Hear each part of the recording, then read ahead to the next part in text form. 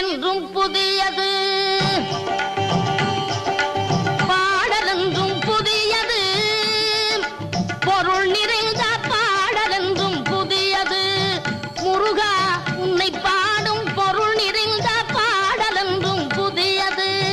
முருகா உன்னை பாடும் பொருள் நிறைந்த பாடலென்றும் புதியது.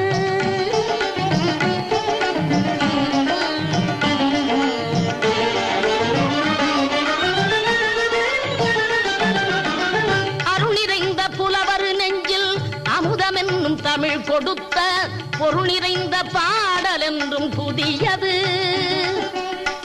அருள் நிறைந்த புலவர் நெஞ்சில் அமுதமென்னும் தமிழ் கொடுத்த பொருள் நிறைந்த பாடல் என்றும் புதியது.